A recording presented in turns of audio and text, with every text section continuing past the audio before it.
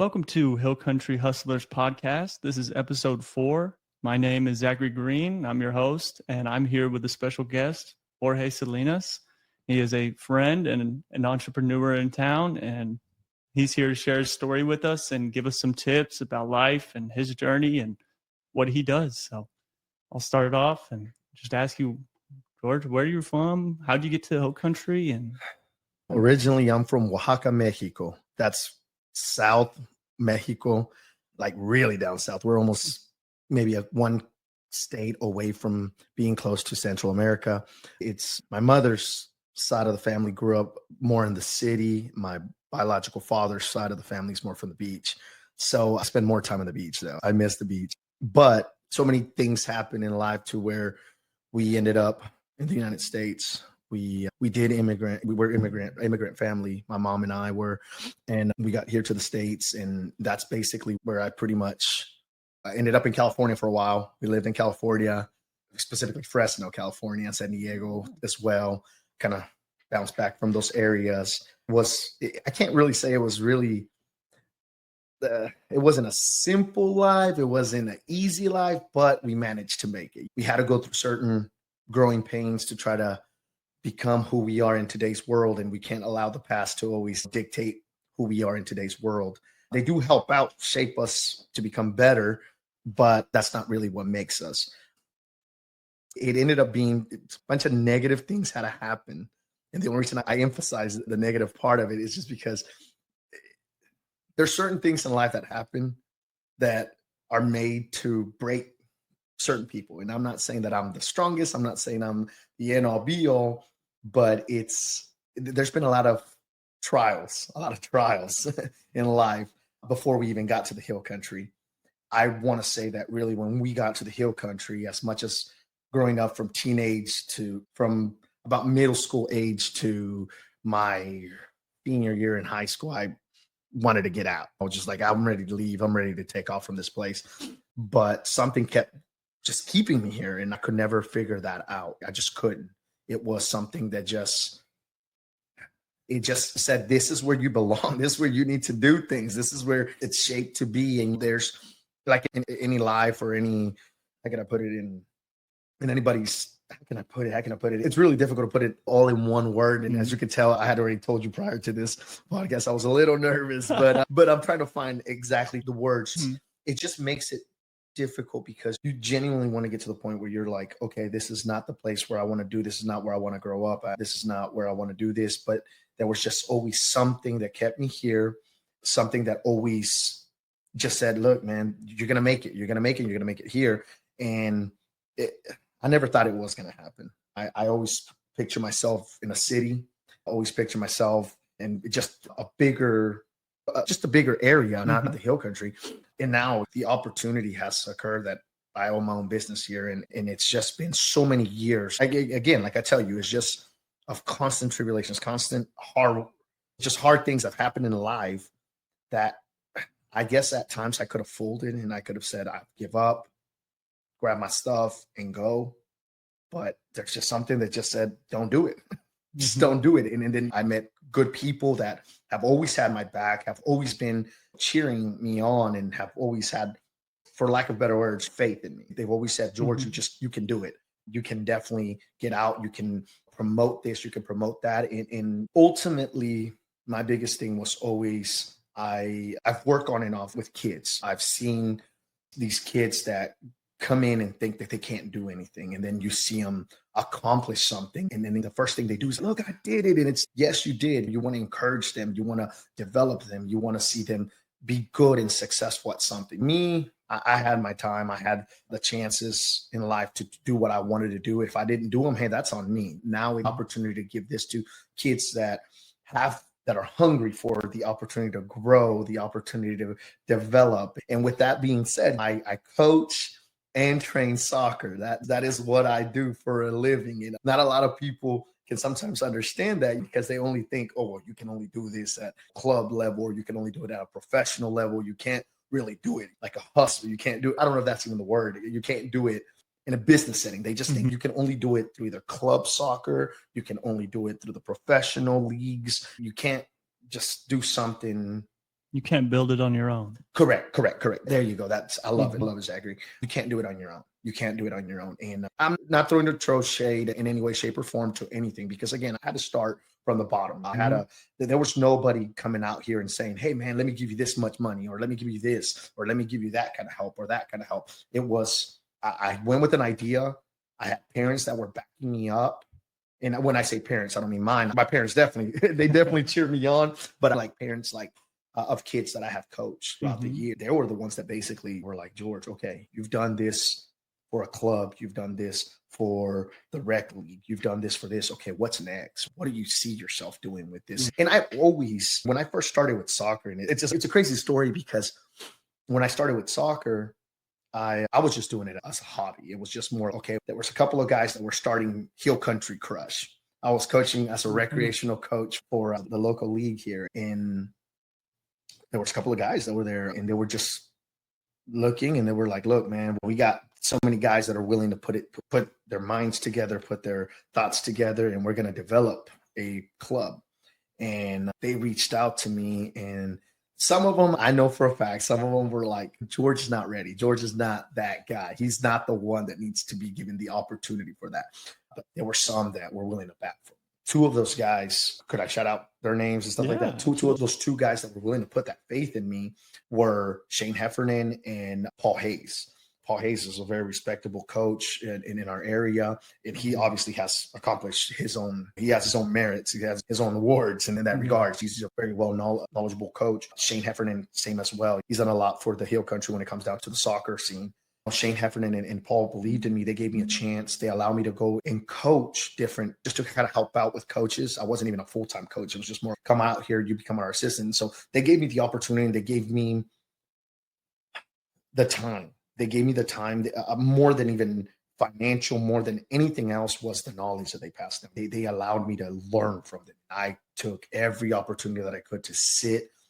Cold, heat, didn't matter. I was just learning, jumping into drills, willing to look like a fool sometimes, because they themselves had to correct me at times while I was coaching, or I was stepping in to demonstrate something. I started out the whole process without an ego. That's the biggest thing. Yeah. If you're going to do something, you have to start it without an ego. You have to be open to everything attached to that. That was the biggest thing. I wanted to go in there and learn from those guys. And they allowed me to learn a lot. And I got the opportunity during that time to meet your family, which is the Greens. And at that time, I actually got to coach your older brother, Jordan. And that in and of itself is a treat, because now me and him are really good friends. And then we met each other up again later on in life. And now we're here having a conversation, man, because again, I got to meet your brother when y'all were younger. And I never thought that I'd be seeing you guys again, or even get an invite for something this cool, man. So it's been a treat. I've had a lot of people, again, backing me. So with that being said, I started that in 2009 is when I started with Hill Country Crush. And developing from there was basically this idea of, man, one of these days, I would love to have my own facilities. I would love to have my own field. I would love to have my own training area. I never knew how or what it was going to be. I just knew that I wanted my own thing to do. Yeah. For better or for worse, you get too many people involved. You try to run it as a, I don't know, I guess you would call it a cabinet or whatever. You have your president, you have your council, your council, board. board. Yeah. There you go. Yeah, you run into a lot of that stuff, and you have different people that have their own mission. And unfortunately, sometimes, obviously, that's what makes this country awesome, is that not everybody's going to see life the same way you do. But when it comes to the kids, that's the part that I have the issue. It's, man, if we're trying to develop the kids and we're trying to teach them soccer, we have to all be in the same page. Yeah. That is something that was the ultimate goal for that. I'm sure for other businesses it's completely different, but for this specific business, the main goal was, what can we do for the children? What can we do for soccer, and try to help develop and help them grow? Yeah. And unfortunately, not everybody saw that vision. You ran into politics within this club or that club. Again, I don't want to give too much attention to that, because again, giving attention to negative stuff is just it's not positive for anybody. It's not productive for anybody. But either way, we ran into a lot of the politic wars. But then from there, I stayed with Crush for quite some years. I for better or for worse, I ended up going with a lot of jobs, man. To tell you the truth, to be honest with you, I'm no way, shape, or form am I going to be the guy that tells you, oh, I got life figured out. And I want to keep it that way. For me to say that I have it all figured out, for me to say that that's it, then that's the day that I say I'm done. That's the day that I'm saying, okay, cool. It's time for me to find my hole and bury myself in there because I'm done. I'm done growing. What's the purpose of it? So to me, I can never tell you that I got life figured out. I just don't, man. And it's just, you constantly have to be willing to adjust according to what's thrown your way. So I literally bounced around, and it was so funny because we actually took count a couple years back. I want to say about 2 years back or 3 years back of how many jobs I've had in the past. And so the only reason I'm saying that is because there's a joke behind that. So it was a total of 35 jobs I've had. Okay. Now, some of them have been the same exact thing, just different owners or different bosses, whatever you want to call them, supervisors. But literally, it's been 35 jobs, man. And Gio, growing up, saw me. And I'm not saying that I'm necessarily the most stable person when it comes to that, to trying to figure out that this is the one job that I want to do. This is the one job that I want to do. The only thing that I've always been true to is soccer. It's just, that was my passion. That was my love. That was the one thing that I always said, this is truly what I want to do and I want to develop. And I knew that also helping kids was the biggest thing, was trying to help them develop, help them get, if they want to get out of here, hey, awesome, give them that chance. But the ones that don't want to get out of here, they just want to develop here, let's give them that option too. Yeah. Let's bring the development that they have in bigger cities, bring it over here, and hopefully not bring any politics with it. But it's just part of I guess, the job at times. You sooner or later, the politics come into play, and it is what it is. It is what it is. And there's not a whole lot we can do about that. But yeah, so the biggest thing is I had a lot of people giving me a chance, the opportunity, and I was trying to do something that was not the norm. And in order for me to do something that was not the norm, what's the definition of insanity? Do the same thing over and over, expecting a different result. And I knew that for a long time, people were running clubs or running certain organizations a certain way. And I said, okay, that hasn't worked. That hasn't worked. And it hasn't worked maybe in my eyes. And again, this is my opinion. This has nothing to do with somebody else's opinion. Yeah. I respect everybody else. I respect my mentors that have been part of my way of developing, and that they've invested any kind of time into me, allowed me to go in there and learn from them. Yeah, that is the one thing. And so I wanted to do something different when it came to coaching soccer and training kids. But I was just like, I just don't know how I'm going to do this. I don't have an idea. I'm not there, just not there yet. And a couple of years of frustration happened. It happened. I got the opportunity to go and coach, start a program, or get a program ready to compete at high school level over at OLH, our private school here in town. And they were like, hey, can you come in and start doing this? And again, this was in 2009. So everything happened all at once. Yeah. So here I'm trying to be a dad. I'm trying to coach for Hill Country Crush. And I'm trying to be a coach for OLH. And so that was just, wow, this is different for me. And I remember that they were just like, hey, listen, we want to get you involved in there. And during that time, it was Chris Ramirez was one of the guys that actually coached for YMCA. And I was working also still at the YMCA, which is, again, I was everywhere. Again, I've had 1,000 jobs if you really want to joke about that right there. But, that was the joke behind it. Sorry, I don't mean to sidetrack so much, but that was the one joke. Gio growing up would always be like, Dad, when I grow up, I want to be like you. I want to have all the jobs in the city. And I would be like, oh no, this is not what I'm trying to go for.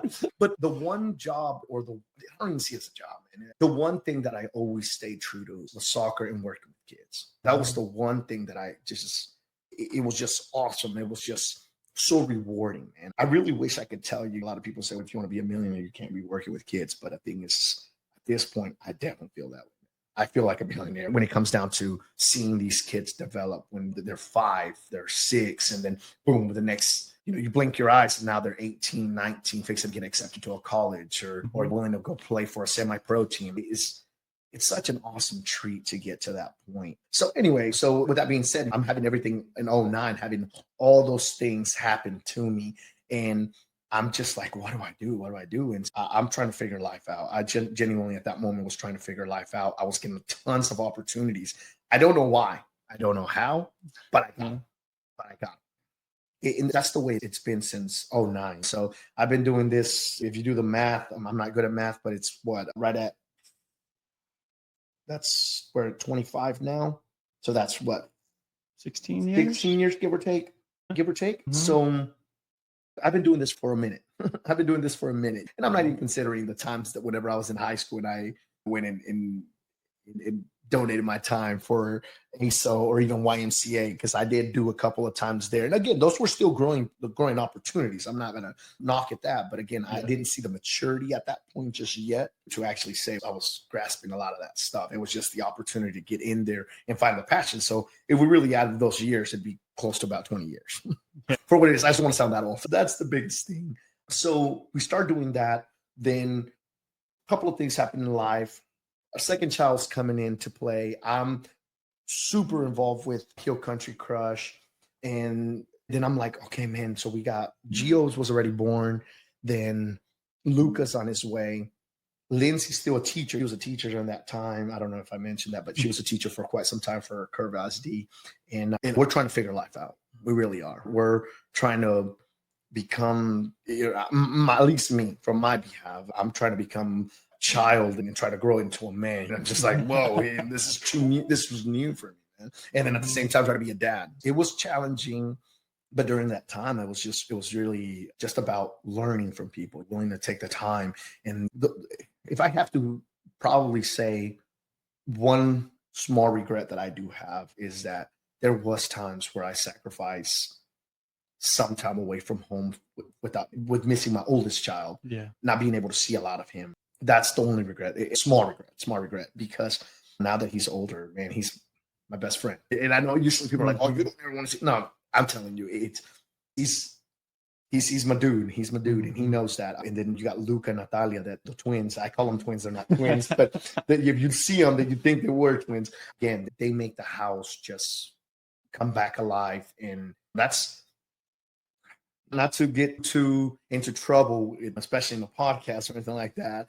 But in the end of the day, there's people that see certain things. Not saying that mental health is not real. It is definitely real. But, whenever people sit there and say, man, I'm depressed, to me, unfortunately, I don't get that luxury to be depressed, because I have to get up and work for those 3 kids. I have to make sure those kids get fed. I have to make sure that, and it's like, I don't have time to be depressed. I know that sounds, again, but I'm talking about my case. I'm not talking in anybody else. I'm not judging anybody else. I mean, like I said, I do say there is mental health issues. There is a crisis and stuff like that. I'm not throwing, I'm not throwing shade on that. Not disregarding that. This is how you feel. Yeah, this is how I feel. Just in my case, in my scenario. Yeah. But needless to say, so that was the biggest motivation. Right now, at that moment, we got Gio, we got Luca. And again, my ADHD is going to go everywhere. So I'm telling you 1,000 stories, and eventually they all connect.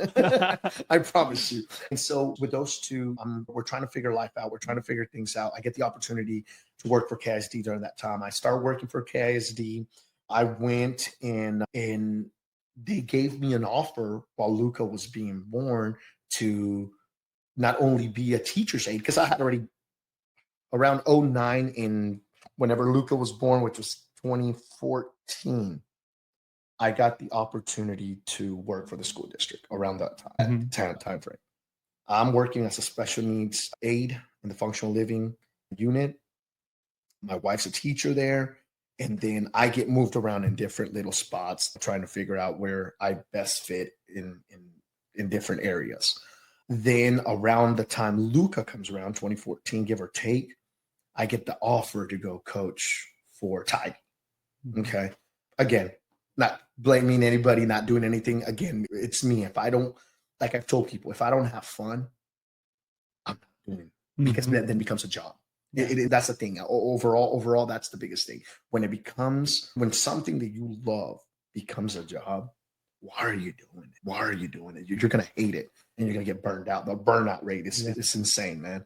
So at that point, I do end up maybe coaching for 3-4 weeks at time as a coach. And I just said, I can't deal with this.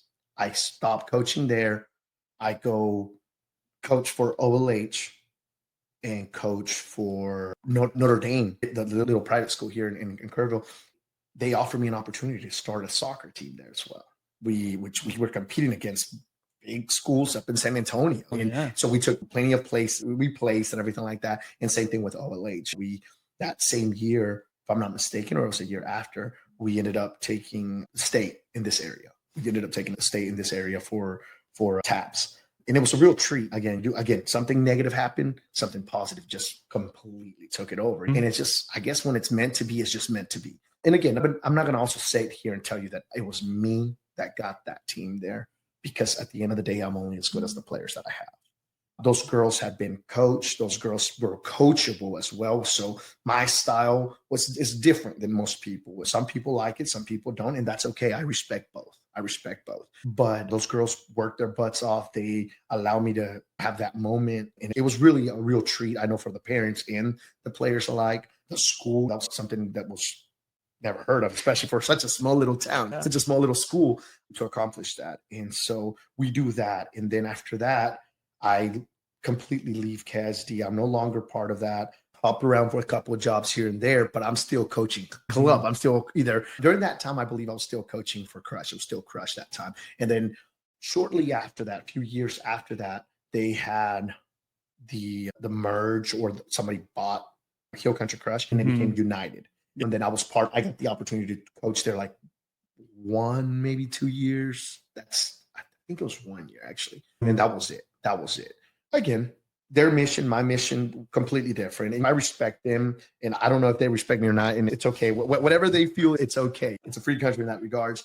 But I know I do respect them still, because they still gave me the opportunity to do my art form, and to still go out there and do what I enjoy. At that time, I had already had Gio.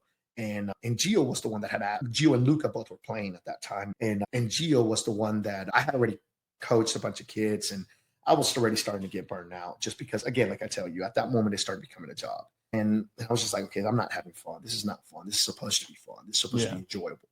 And Gio looks at me one day and goes, Dad, I'm ready to go back to soccer. I want to play soccer, and I want you to coach me. And I was just like, nah, I really don't want to do it. I don't know if I really want to do it. And he goes, wait a minute, you've coached everybody except me. And talk about a nice little white glove smack. See, brother, you hit me in the heart at the same time, man.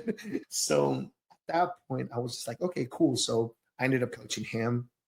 I ended up helping coach Luca, my middle child. And baby girl still was just barely walking. She was barely trying to figure out life herself. And then Lindsay, of course, she's my beautiful wife, has always been there, has helped me out, has always had my back. Then shortly after that, I left the organization of United after I coached Gio, like I said, maybe for about a year, give or take. And then right after that happened, we got the opportunity. We took a year or two off, give or take, a year or two off from soccer completely. And Gio, and then Luca had already grown, and he was like, Dad, I want to play soccer. I want to do soccer. And I was just like, okay, cool. Let's sign you up for ACE, the rec league. And they were like, yeah, but we're only going to play if you coach us. And I was just like, oh, no, I thought I was done with this. And again, I was ready to be done. Yeah. And I was just like, are y'all sure y'all want me to coach y'all? They're like, and I was just like, man, but I wanted to sit down and be a dad in that regard, to just sit down and watch him and enjoy him. They did not want that. They wanted to be coached a certain way. They wanted to develop a certain way. And I was just like, what am I to tell them yes or no? If I'm all about helping kids and doing all this, I first have to take care of as well as my own, take care of home, so we can develop something like that. And here I am back in soccer at ASO, and I'm talking to you about maybe 3 years ago now. I was coaching over there. Then Gio and Luca look at me, and they're like, hey, man, we want to try something different. We want to try something that's not around here. I said, okay, what would be that thing? They go, we want indoor. Now, I know here in Kerrville, they've had little indoor leagues in different areas and stuff like that, but not the way that he had seen it. Gio got online and he looked up some stuff. He looked up 5v5. And in Mexico, you refer to it as fútbol rápido, or quick soccer, right? And so in order to be indoor, you have to have indoor. You have to have building or whatever. So our style is more of fútbol rápido. Basically, you play it over a turf field. You play walls around, and then you have your goal. And then you have your goalkeeper and 4 field players. And so we saw something like that up in Austin. And we were like, man, we were going to have to travel all the way to Austin every weekend to go way over there so y'all can play that. I was like, man, I hope it's worth it. And then some way, somehow, we ended up looking further down on the actual link, but we see on there that it said Austin, San Antonio, Houston, Dallas. I was like, oh, San Antonio. Okay, let me click on that. And it was over in Live Oak. And so we went and played over there, a place that we went and tried out over there. And we played 5v5. We were taking kids from Kerrville that wanted to try this out all the way over there. I promoted that and I train here, we develop here, and then we travel over there. And the reason I enjoyed doing that at first was because it's okay, you're good here in Kerrville, but can you take the same energy? Can you take the same attitude and take it elsewhere? And you're a big fish in Kerrville, but can you do it over there? And so we went over to San Antonio and we won. My goodness. I want to say we took about 4 first places in 4 different, I guess you would call them 4 different age groups. U10, U12 twice, and U16. We became champs of an area over there. We went to something completely new. And again, I was lucky enough to have phenomenal players, great kids, great support from parents. And during that time, having a buddy of mine who owns La Quinta, Dan Mahalik, who owns La Quinta, he was like, hey, man, I need to get into training. I want you to train me. I was like in soccer? And he goes, no, I want you just to train me. Help me lose weight. Help me better my life in different aspects of it. Just when it comes to the physical part of it. And I was like, yeah, sure, no worries. And so I started training him. And at times it got scary because he was my only client. Plus, obviously, I had my players. I wasn't charging a whole lot, man. I always try to make it affordable for everybody. That's the way I see it. I don't think that money should ever be an issue. Why people should not see the fitness, or kids should not get the opportunity to play, or kids should not get the opportunity to develop. That should never be an issue, man. It's a pretty big issue and outside of your area. Absolutely. And it's a shame. It's a shame because I don't think we do enough for the youth. And unfortunately, we got over there to San Antonio. And I said, unfortunately, because we had a bit of a doozy. Oh, no. We had a little bit of an issue that happened up in San Antonio where I ended up 3 days in county jail. Yeah, believe it or not, I ended up 3 days in county jail. We ended up in a bit of a scuffle. I had to protect my child and protect my family, as I think any parent would. And so I had to get involved, and we got a little bit. It became pretty physical, but I ended up in county jail. And again, going back to what we were talking about, I've had plenty of negative things that happen that end up taking me to something positive. But as I'm sitting there in that area, man, it literally looks like not to knock on Greyhound, but it literally looks like a bus stop. And everybody's fixing to get shit, which is whenever the bus gets here, someone's going sober. And I'm literally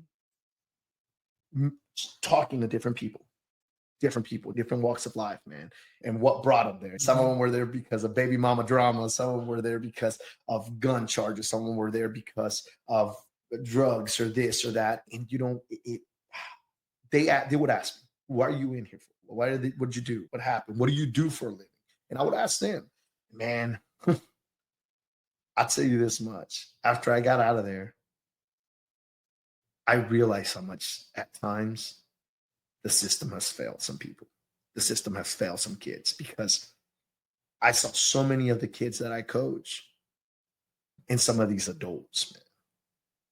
And it's sad to say it that way. And it's sad to see it that way, because I've had the opportunity to have real fortunate kids that really have a good foundation, that have great parents, great family, and they're able to support that. And then you find kids that, man, the best thing they're going to see, the best thing they're going to watch that day or even hear is that coach is going to hear that one person that actually takes a few minutes of their life to say, hey, how you doing, buddy? And that's probably going to be the most positive thing that they get. And people don't realize. I'm telling you, I know that you can make 1,000 podcasts, you can make 1,000 documentaries, and how much kids need and crave that, and people just don't get it. They just don't get it. It's a shame. So, needless to say, I ended up in a very negative situation. And during that time, I had already talked to my wife, Lindsay, and I had already told her, look, we eventually want to make our own field. We want to make our own soccer field. I was like, man, I just don't know how we're going to do it, how come or why or anything like that. And so again, when it comes to soccer, I can do that. I'm not saying I'm the best again, and I'm not the end all be all, but I can hold my own. And so that was the biggest thing. And I talked to my buddy Dan, and I start talking to him, and I go, hey, man, I need your advice from the business standpoint.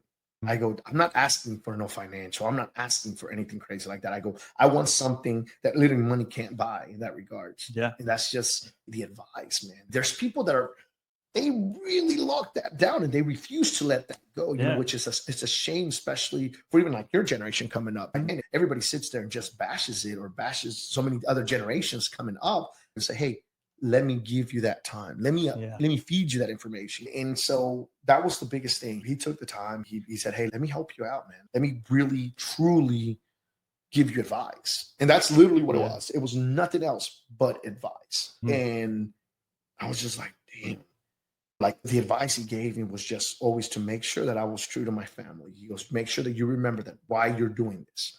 I'm not saying you have to have things figured out. I'm not saying you have to have the answer for everything, but just know that you have to be true to your family. And that was the biggest thing. And then he guided me through some scary parts in life, especially this, the 3-day suspension or vacation, however you want to see it. He was there, man. He was there. He was willing to help me out, give me good advice, and just say, hey, look, George, this is where you're at. This is what we can do. This is how we knew it. And then at that point, I had already had so many parents. And again, the parents that I had of the kids that I've coached, they come from different walks of life. I was, again, very fortunate to have Theo Fields, Patrick O'Field, he's a lawyer, and Miss Theo Field. They represented me in the case. And they helped me out with that. And again, I was coaching their kids. And when I think about it, I was just like, man, this is crazy that I never thought that this was going to happen. And then during that time that happened, I had so many parents step up and have my back. So many parents step up and protect my kids, help my wife. I had my mom and I have my stepdad's the one that has raised me. And to me, that's who I see as a father. And that's what my kids call grandpa. And he was ready to have my kids back, have my back. Everybody stepped up. And I know it sounds cheesy and corny, but so beautifully. It showed that unity that I was not expecting. A parent even made a comment about it because I was just like, man, during that time, I was just ready to go to move to San Antonio. And I was ready to commit to head it off to San Antonio. And then one of the parents goes, she's like, Coach George, isn't it funny or isn't it weird or call it whatever you want to call it? Isn't it just awesome how you've built a culture, your own little culture, your own little nest of people that actually care about you and they know who you are? Obviously, you had a hiccup in life. And to me, it's not even a hiccup. It was just, I was defending my child. I was going to do it. And if you ask me, would you do it again? Absolutely. Without a doubt. It wouldn't change. I wouldn't change it for the world in that regard. It was my child in danger at that moment. So I needed to protect family, needed to protect my child. But she was just like, it's just so neat that you've created a culture. You've created a nest of people, a community. That's the word, a community of people. And it was so cool because, for instance, I saw Miss Speck, Linda Speck, the lady that runs the Rec League program, come out and reach out to me. I had people that I hadn't heard of in years. How it goes. Good news travel fast, but bad news travel faster. And so, of course, we have the negative people that, we knew he would. It is what it is. Again, not to give too much. I don't want to give too much of a light to them. But the people that did care, the people that did matter there when it mattered. You know what I mean? Does that make sense? Yeah. And again, it was just the community that I never thought I had built, never did in no way, shape, or form. I never thought I would be able to do anything like that. And I still don't consider myself like the one that built it. I just consider myself that I have given to them the best that I can give. And what if it was what they expected, if it was more, if it was less, I don't know. But I just know that they had my back when it mattered. That was the most important part of it. Okay. And so with that being said, I have parents that did dirt work, that did pools, that built different things. And they were like, Coach George, I know you had talked about eventually trying to do your own soccer field. And I was like, I do. And so during that time, though, we were renting Shriner University. We were renting that back field where like now they have the turf field. Yeah. We were renting that little area. And sometimes they mowed, sometimes they didn't. Again, I'm not judging them, but we made the best of it with what we had there. And they were really nice enough to allow us to do that because we had restrooms. We had access to the restroom. Then we rent out the dump ground soccer fields. Unfortunately, we didn't have restrooms there. We tried our best there, but we did have lights. We did have lights when it mattered. And then it got to the point where we need to start using restrooms. So where can we go? And I'm trying to think of the gentleman's last name, but his name is Jake. He's the guy that runs the ag barn. Okay. And he hooked it up with an awesome deal to where I was able to train at the ag barn. I know it's not an ideal area, but we were out of the sun. Mm-hmm. We had restrooms. We had restrooms, man. And we used it up to a certain point, and he was very patient, very nice person. And again, it was just I was meeting different people. I was meeting different people, different connections, and these parents were following me all the way through. It didn't matter where we were at. Didn't matter if we were at Shriner. Didn't matter if we were at the dump grounds. Didn't matter if we were at the ag barn. They had my back. They had my back. And so after all that happened, some of the parents were like, we heard that you wanted to do a soccer field. And I was like, absolutely. And they're like, look, if you're willing to put so much together, we're willing to work it. And then we can just figure out from there. And I was just like, are you sure? And they were like, yeah. And I was just like, okay, but I don't have the property. And I was just like, I don't have the property? How the heck am I going to make this happen? Again, throughout the years, my parents have had the opportunity to have a little bit of land right at 4 acres, give or take, but it's on a hill. And so it was like, okay, how in the world can I build a soccer field on a hill? Is this even realistic? Could it even be? Can it happen? Can it not happen? And I had a couple of clients here and there that I was training, just doing the personal training stuff.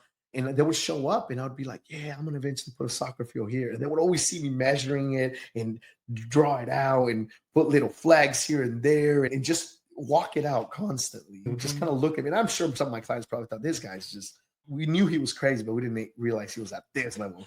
And so one thing led to another. We took a big risk, and I call it a risk because it was scary for me and Lindsay. It genuinely was. It wasn't something that me or her were ever brought around. Our parents, my biological father and I we do still communicate, but our relationship has gotten better. But my stepdad and my mother, their generation was, the way they deal with finances was way different. Same thing with Lindsay, my wife. Her parents, they deal with their financials way different. It was scary. It was scary. It was definitely something that we did not expect. And I know our parents, we had some of them that were for us, some of them that were against us, and which is crazy because for better or for worse, again, not to get too much emotional, too much about this. Again, this is more of the business, it's not so much of the personal. My mother-in-law sometimes did not see eye to eye, but all joke aside, she probably now, I can say, she probably is one of the most coolest, most supportive person when it comes down to helping out with our kids and helping out with certain needs and certain things that our kids may need or want in life. And she's probably one of our biggest cheerleaders right now. Yeah. Of what we're doing. She really has. And I think the way she deals with finances is way different than even the way my parents deal with finances. But like now, my mom and dad are also jumping on board. They're like, wow, we got you 100%. They finally have seen the vision. And it was crazy because I had already told Lindsay, I was like, look, man, if we drove 45 minutes to an hour from here to San Antonio, I go, life would be different for us. Way different because I can take what we do here, charge more, do more, offer more. It just, the possibilities are endless. And I told her, I go, I would love to do that. But that just wasn't in the cards, man. It just wasn't what was dealt to me. And this is what was dealt to me. This is what we had. And it's okay, can we make it happen? And for somebody that's not from this country, for somebody that had to learn the language, for somebody that had to learn the culture, I'm not doing too bad. In my eyes, for myself, I've had to become my own judge in that regards, and I'm not doing too bad. My kids are fed. My kids have a house. My wife, she's a lovable person. She's just always had my back, man. And she's the one that probably has been really the only one that has always encouraged me to say, stick with something you love. Soccer, don't stop it. Don't stop it. And there was times where I wasn't even getting paid. And she was still, no, stick to that. Stick to that. You enjoy it. Stick to it. And she pushed. And now the cool thing is we have our own soccer field at our place. We have a little gym. And I do personal training, one-on-one trainings. I help develop kids and some adults that still want to get out there and kick the ball around, that still have that wanting of development with the sport. And I couldn't ask for anything better, Zach. I could. And probably one of the coolest thing, going back to the fact that one of my small regrets was the fact that I didn't get to spend as much time with Gio, is that for better or for worse, man. And I'm trying not to break. I'm trying to stay focused. Gio has shown liking to coaching and training. I don't know what he wants to do in life. Like I've told him, I go, son, don't ever settle for just one thing. You never know what you're going to be good at. And so you really have to be willing to try things. But he's finally trying to coach. We got, within the first 6 months that we were open, we had ran an adult league. We've been doing pickups for kids from 8 to 12. Ages 8 to 12. We've been running pickups in the weekends from teen kids that are 14 to the oldest, I think right now is maybe 60, that shows up there and kicks the ball around. That's what we've been doing. And right now, currently, as of 3 weeks back, we started a league for 8-year-olds and 12-year-olds to play, and only have 5 teams. I have to keep it a limit. It's a small mom and pops thing that we're doing, but we have 5 teams of 9 players. So you're looking at 45 kids out there, man.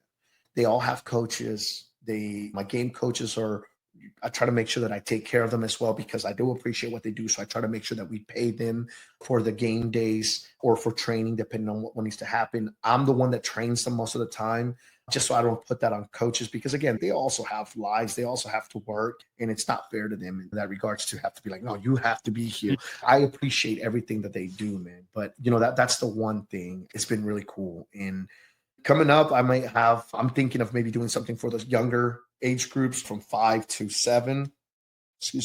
I'm trying to get them to develop. Again, it's all about developing the youth, man. We got so much for adults, or things to make adults have a good time here in this town, that we don't have anything for the youth, though. And the little bit that we do have, at times it's not even enough, man. It's not, they can only help so many. And so if I can help and put my little piece in there, or put a little piece of the puzzle in there to help out, develop and do stuff for the youth, I'm willing to do it, man. And I'm willing to do it. And the cool thing is I'm also doing it for my kids, because both of my 2 little ones, they play. Luca plays, Natalia plays, and then Gio coaches a team.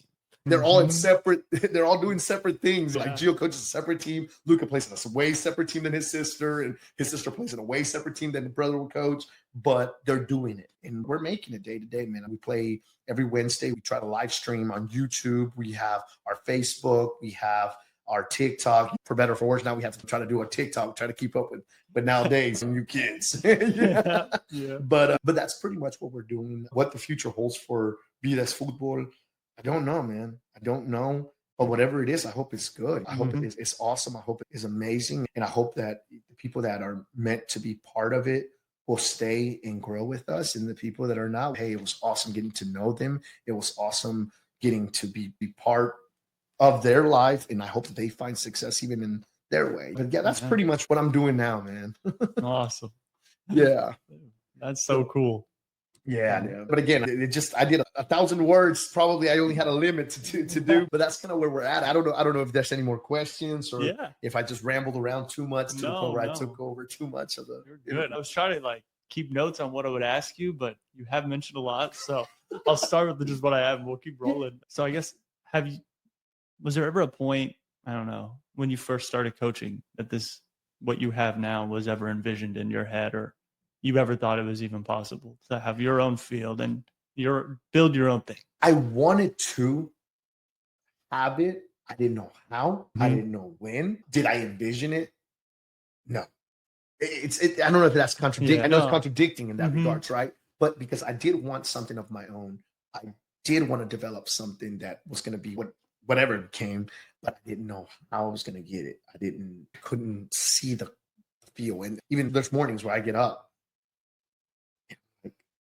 dude, you own a soccer field. You know what I mean? The biggest, Yeah. but it's like, you own this, you run a league, bro. You know, Mhm. and I have to get myself in check in that regard. So again, it's been, like we talked about, 20 years in the making.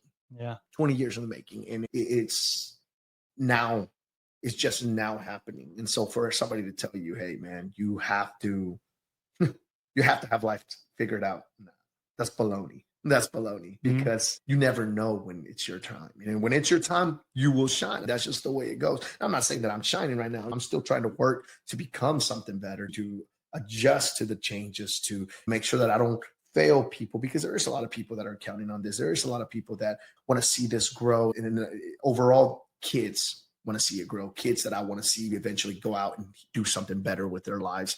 That's definitely probably my biggest drive.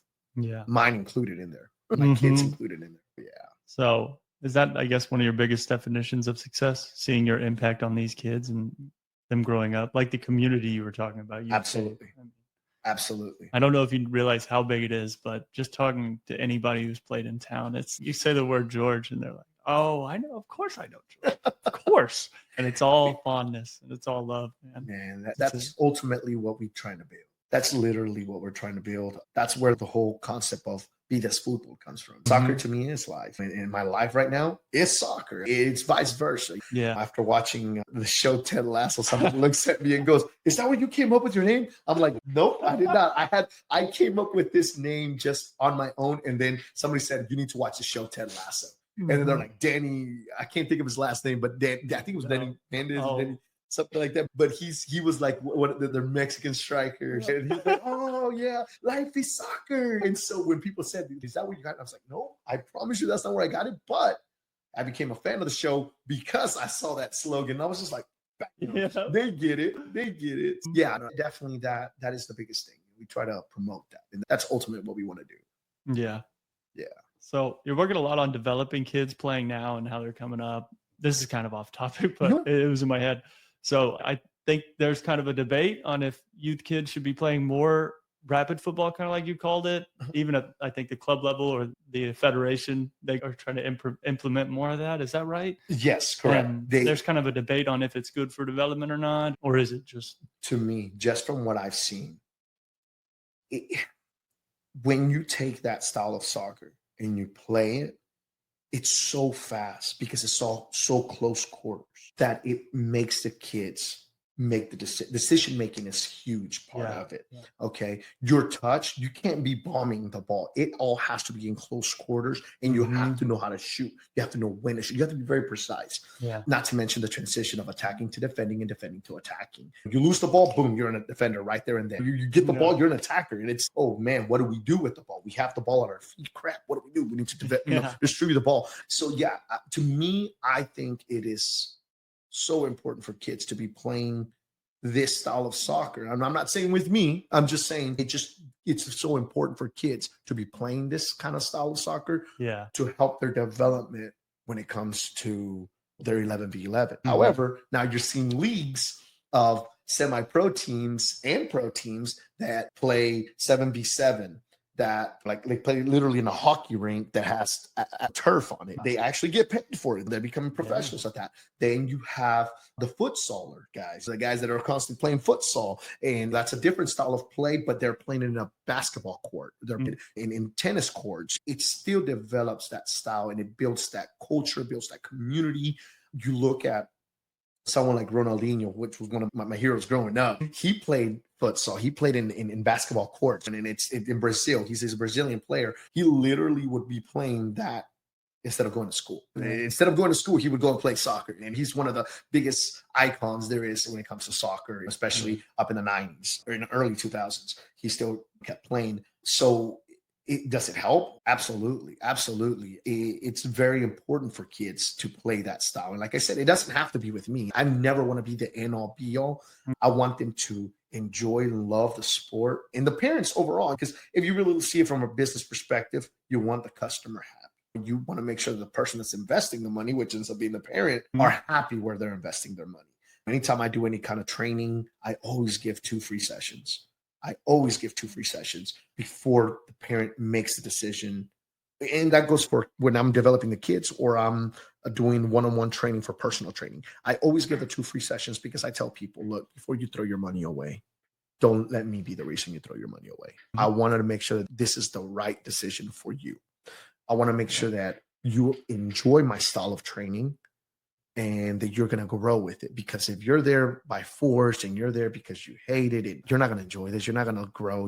It's not going to be positive for you or myself. And so that's why I always like to give those 2 free sessions. So that way people will come out, they'll check out the vibe, they'll check out how I train. And then from there you go, but they get to see the court. They get to see the style that I train. And so they're like, okay, yeah, the child can develop from this. The child can grow from here. But yeah, going back to the question without trying to add too much to it and make it a 2-hour, 3-hour podcast. I want to make sure that, going back to your question is, yes, do I think this is very important to implement it to help for the success of the kids later on in the 11v11 concept? Absolutely. Do they go hand in hand? Absolutely.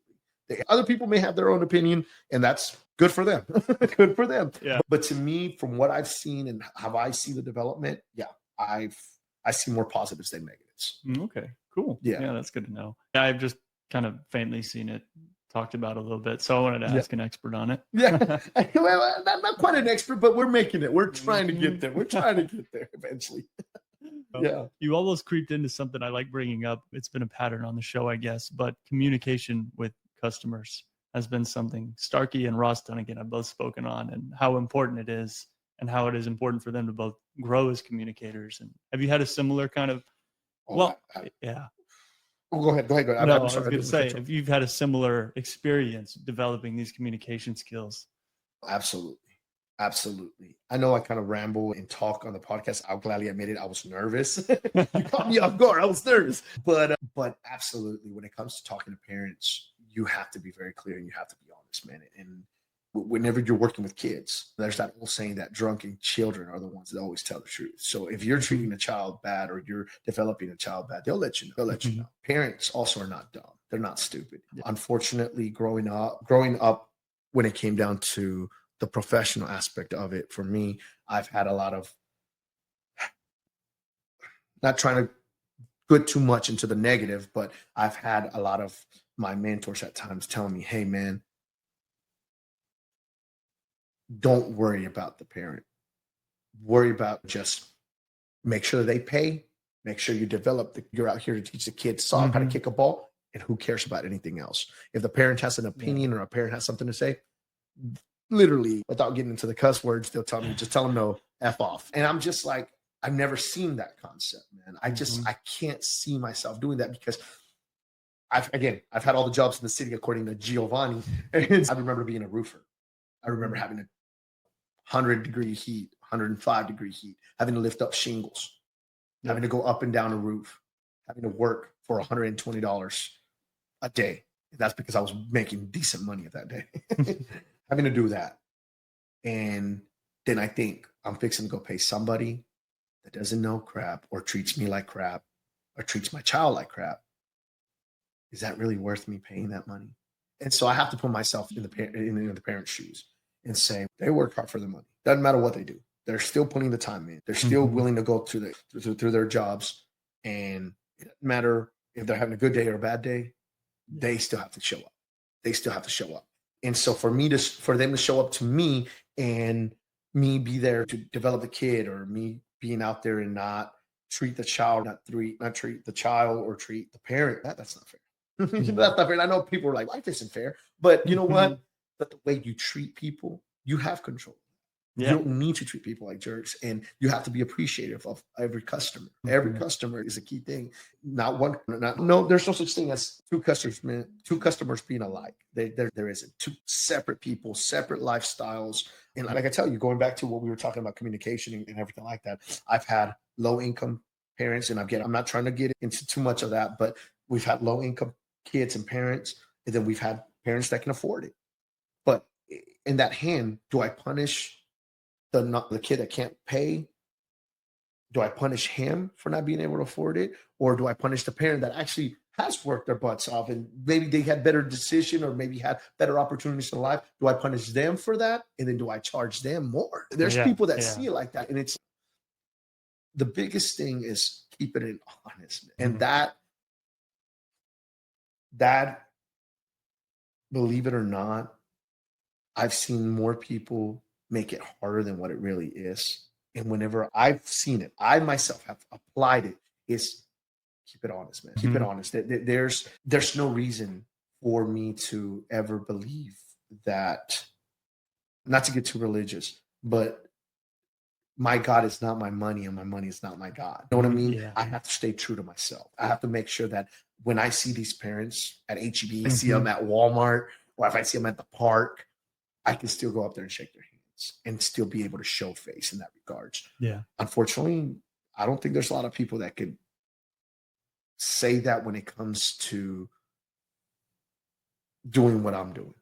There is some parents that have gotten rubbed the wrong way because of maybe this or that, and the way Mhm. they do the money thing. I've never wanted to ever be, if we're going to have an issue, I don't ever want it to be the money. Yeah. If we're going to have Yeah. an issue, I don't ever want it to be the development of the child. Now, if the child doesn't want to develop or the child doesn't like soccer, I don't know what to do. Yeah. I don't know what to do. We could go out there and we could try different style of training, no problem. But my main focus is soccer. My main focus is soccer. Can we do one-on-one training to I've trained kids that they start with soccer and then they're like, you know what, we want to do weight training, assistant training. We want to do, you know what, let's go do that then instead. And so we develop that. But it's all about just always being honest. The communication with you and the parents has to be the most important, the biggest priority. You have to Yeah. be clear to parents. You have to be clear to the customers. I'm sorry. Oh no. Let's talk business in that regards. You have to be honest with your customers. You cannot sit there and treat them like crap, man. Mhm. Because small town, big hell. You treat people wrong here, they'll let you know, and you will soon find out Yeah. that you have Yeah. treated them like crap. I'm like the full soccer experience, the full Vida Es Futbol experience that started. We only have it. We're right at a year, but the philosophy, the mentality, the way that we've communicated with parents and try to develop and make the community with parents, that has been 20 years, man. It has been Mhm. 20 years. Yeah. And I can definitely be proud of that because, again, the parents that need to be with me are with me. Parents that needed to find their own path, needed to find better success for their children, or needed to find another opportunity. Hey, they're not. And you know what? I hope nothing but the best for them. That's all I can hope for. You Yeah. know what I mean? Because again, there's situations where adults don't see eye to eye at times, and that's understandable. But the children, it's still about them developing. It's still about Mhm. them still enjoying this. Yeah. And so I hope nothing but the best for them in regards, like I said, but I always try to keep a certain type of philosophy, a certain type of mentality. And in moments of crisis and moments of that, you should think this fool's fixing to fail. This fool's fixing to hit his face on the ground. Yeah. I land on my feet, man. I land on my feet. And so call it whatever you want to call it. But to me, I think it's more of what's allowed me to truly develop, stay true to myself and develop more of it, if that makes sense. Yeah. Continue growing with it because Mhm. I'm like, okay, something must be working here. And since if it's not broken, why fix it? Yeah. So it's worked for almost 20 years. So let's keep it going. Let's keep it going. And ain't no telling where we're headed from this. Yeah. But Do you yeah, have any ideas on what you want in the future for the next 5 years for Vida Es Futbol? man, for the next 5 years, I definitely would like to grow. I definitely would like to Mhm. grow in a different, who knows, maybe in land prices come down a little bit and maybe I'll end up Okay. purchasing something or maybe end up going from here and maybe taking Vidas Football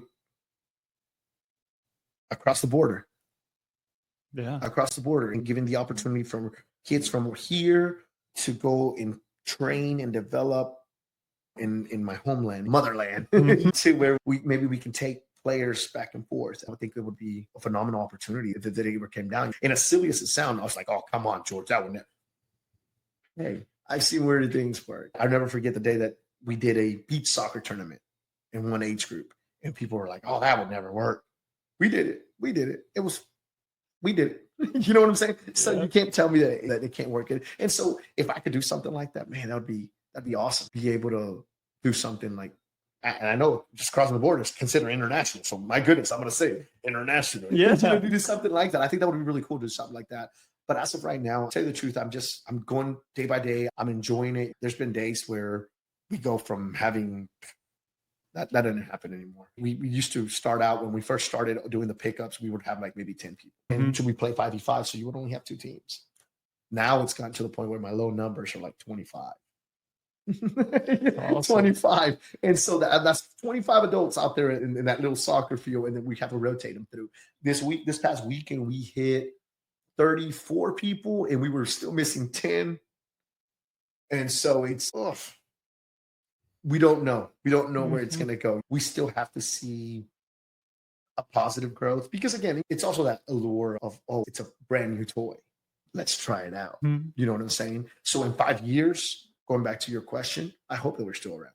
I hope that we're still able to provide a service. I hope that we're still able to do something completely different and overall giving the kids and parents an experience that they don't see around, if that makes sense. But again, I still respect the ones that say, nope, we like this and this is what we're sticking to. That's okay too. I'm there for the parents that want to see something completely different that they don't see.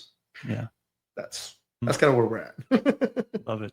I don't mean any offense by this, but you I don't know, I guess through all the inconsistency in your life, all your visions have the same consistency, and it's how much you care about the impact on the kids. Every like goal you've stated, all the reasons you did things, it's consistent, and I love that. That's awesome, and it's very honorable. No, I appreciate that. No offense taken in any way, shape, or form. Like I said, we all have to go through growing pains.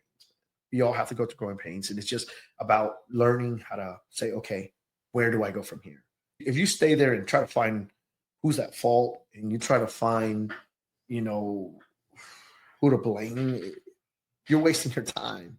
Yeah. You're not going to get it back, man. It is what it is. You're where you're at now. You need to get up and go. You need to get up and move. You stay there. Water shows you the same thing. If water stays in one spot too long, it's going to stink, man. It becomes stagnant. Yeah. And so you need that water flowing. Bruce Lee always used to say, be like water. He has a phenomenal quote. I'm not going to butcher it. So if you don't believe me, look it up. You can figure out what it is. But that's the biggest thing. That genuinely is. We want to keep moving. We want to keep growing. That's the biggest thing. Good. Yeah. All right. I believe it. I think in the next 5 years, we'll see it growing, and just your vision, I think, shapes it. It's going to keep doing that. Pretty short on time, so I might start wrapping it up. Is there anything interesting you'd like to share or anything coming up? If you guys have any questions, please follow us on our YouTube. We got Facebook. We got TikTok. We would love to have you guys on there. YouTube, you can find us at Vida Es Futbol. And same thing with Facebook, is at Vida Es Futbol. Everything is at Vida Es Futbol. Everything is at Vida Es Futbol. But yeah, let's live life. Let's have fun. And if people are ever around and they wish to get a hold of us, you reach out through our social media and get the invite. Come on out. We would love to have you out there. Usually we do it by invite only, just because we like to keep a cool vibe. Yeah. We always try to keep a no jerk zone. I say jerk because I really don't want to use the word that we normally have posted out there, but we really do. We really want to keep a no jerk post out there, vibe. We want to keep a no jerk vibe out there just because it's important. It's important, man. We've worked really hard to really keep a vibe. And overall, it's my house. It's my property. So I don't want it to become a fighting ring. That's not what we're going for. I'm not doing MMA. If I was doing MMA, then come on out. Let's go ahead and duke it out. But it's all about having just a good time, loving life. The cool thing is, just really quick, your brothers got the opportunity to go out there last weekend, and Jordan looked at me and he goes, George, this is just awesome, man. I love it. And I love to hear that. I understand what those words mean. When people come out there and say it's beautiful, all I think is, man, that's more work. It just means that in order for it to look the way it looks and to maintain the way we maintain, it takes work. It takes work. It takes time. But you have to be willing to do that. If you're not willing to invest time, if you're not willing to put work, then why are you doing it? Why are you doing it? Just don't even get up. Don't even do nothing. Just let it be. Just let it be. But at this point, we've put the time, we put the work, and it's starting to grow, man. It's starting to grow, and I can't ask for anything better. Can't ask for anything better. And I really can't thank you enough for allowing me to come out to this podcast. My mom and my dad too were both super excited. My dad, Sid, he works at HEB, the little HEB. And then my mom, she's a private sitter for elderly people, but she was just like, this is so awesome. We were so proud of you. And then I've had so many parents. I've even been able to reconnect with a bunch of old high school buddy friends. One of them that's Rocio Mejia. She brought her daughter out to train, and she's always had my back. She's always had my back. She's always all about trying to give positive attitude. Then a friend of mine, friend of the family, Chris Mejia and Amanda Mejia, same thing. They're always out to just promote such positive, experience they're seeing out there. And it's not because I'm paying them to do that. They're actually paying me to train their kids, but they themselves see that they themselves Snapchat. They'll put it on TikTok. They'll put it on Instagram. The kids that are out there, all of the players that I've coached throughout the years, they're still staying in contact. And they're like, hey, man, can we come out? And I get them out there. And so that's been a real treat. That really has been a real treat. Awesome. So again, Zach, I can't thank you for the invite. Shout out to Giovanni, Luca, Natalia, and my wife, Lindsay. So I can't thank you enough, Zach, for your time and the opportunity to do something this cool. Like I said, when I showed up, I was like, holy moly, I'm so nervous. But I guess I kind of calmed down after mumbling so much. I guess I finally got to hear my voice, and I guess I like to hear the sound of my voice. I don't know.